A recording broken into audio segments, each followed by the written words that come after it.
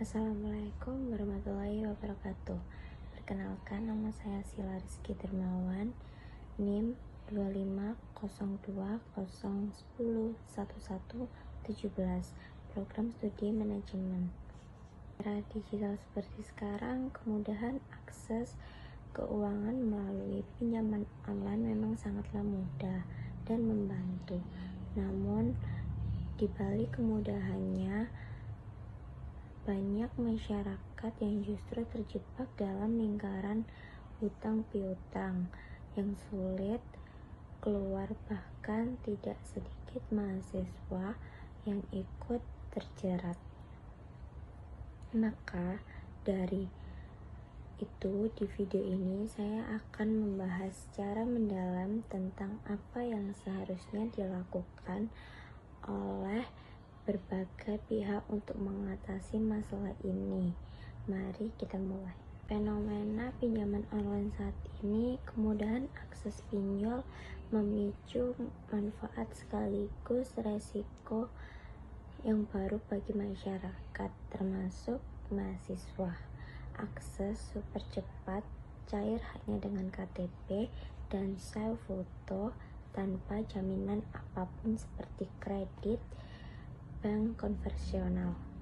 Pinjol ilegal marak, banyak platform tanpa izin. OJK menerapkan bunga mencekik dan cara penagihan yang meresahkan. Mahasiswa pun ikut terjerat. Gaya hidup konsumtif dan minimnya literasi keuangan membuat mahasiswa rentan terjebak utang. Regulasi dan pengawasan yang lebih tegas. Menurut saya, akar masalah pinjol bukan pada teknologinya, melainkan pada lemahnya pengawasan tanpa pelaku ilegal yang terus bermunculan. Yang pertama, perketat aturan OJK dan Satgas Pasti. Kedua, awasi cara penagihan debt collector. Yang ketiga, blokir cepat aplikasi ilegal atau iklan ilegal. Untuk mengatasi perketat aturan OJK dan Satgas Pasti, mempercepat pemberantasan pinjol ilegal serta membatasi bunga dan denda pinjol legal agar tidak mencekik. Untuk penanganan, awasi cara penagihan debt collector, melarang tegas intimidasi, penyebaran data pribadi, dan teror penagihan melanggar privasi konsumen. Untuk yang ketiga, blokir cepat aplikasi dan iklan ilegal, bekerja sama dengan Kominfo atau platform digital untuk memutuskan akses aplikasi pinjol ilegal lebih cepat. Edukasi, inklusi, dan penindakan hukum. Pertama, edukasi literasi keuangan, mengejarkan kampanye literasi keuangan digital sekolah, kampus, dan desa agar masyarakat paham resiko pinjol tersebut. Untuk yang kedua, perluas akses kredit formal, mendorong bank dan koperasi menyediakan pinjaman mikro yang mudah dan terjangkau sebagai alternatif legal. Yang ketiga, tindakan tegas pelaku ilegal, menjatuhkan sanksi pada pidana yang jelas bagi penyelenggaraan pinjol, bukan sekedar pemblokiran situs. Bijak sebelum klik ajukan pinjaman.